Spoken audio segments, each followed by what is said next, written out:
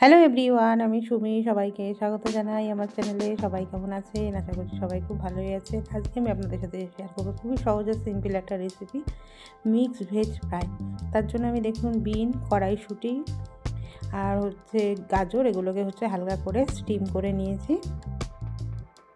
আর বিটটাকে আলাদা করে স্টিম করেছি, কারণ বিটটা একসাথে স্টিম করলে সব সবজির কালারগুলো চেঞ্জ হয়ে যাবে। এগুলোকে ভালো করে হালকা বয়েল করে জলের থেকে তুলে নিচ্ছি। এবার কড়াইতে দিয়ে দিলাম তেল।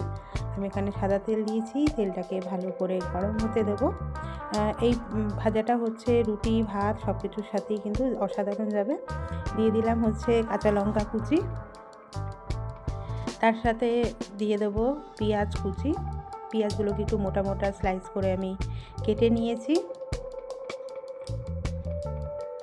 পেঁয়াজগুলোকে এবার দিয়ে দিলাম। পেঁয়াজগুলোকে দিয়ে এগুলোকে একটু হালকা করে ভেজে নেব।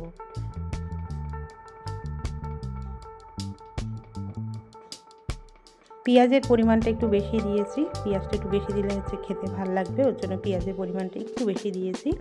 দিয়ে এটাকে হালকা করে ভেজে নিচ্ছি। সবজিগুলো যেহেতু আমার বয়েল করা ছিল, ওর জন্য হালকা করে ভেজে নিলেই হবে। এবার এর মধ্যে আমি দিয়ে দেবো লম্বা লম্বা স্লাইস করে রাখা আলু।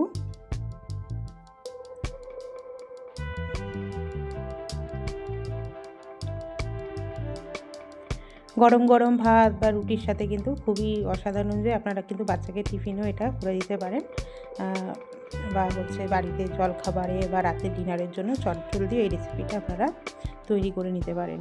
এবার দিয়ে দিলাম আলুগুলোকে হালকা করে ভেজে নেব।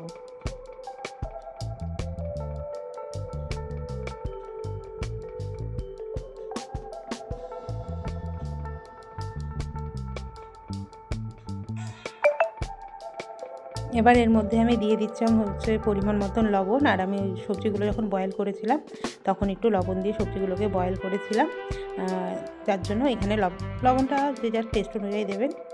সিম্পল একটা ভাজার রেসিপি, আমি আর কি যেভাবে করি আপনাদের সাথে সেটা শেয়ার করলাম।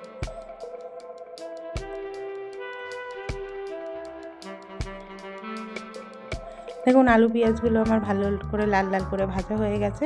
এবার এর মধ্যে একে একে অ্যাড করে দেবো বয়েল করা সবজিগুলো, বিনস, গাজর আর মটরশুঁটিগুলোকে বয়েল তো করিনি। ওগুলোকে বিনস গাজরটাকে যখন তুলবো তার 2 মিনিট আগে এটাকে দিয়ে একটু জাস্ট করে নিয়েছিলাম, স্টিম করে নিয়েছিলাম হালকা করে।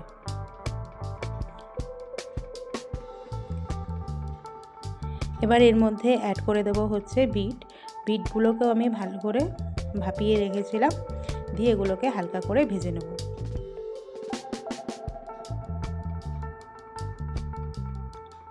ভেজে নিলেই আমাদের রেডি হয়ে যাবে একটা সিম্পল মিক্স ভেজ ফ্রাই। কেমন লাগলো অবশ্যই আপনারা আমাকে কমেন্ট করে জানাবেন। থ্যাংক ইউ সবাইকে। সবাই খুব ভালো থাকবেন, সুস্থ থাকবেন। টাটা।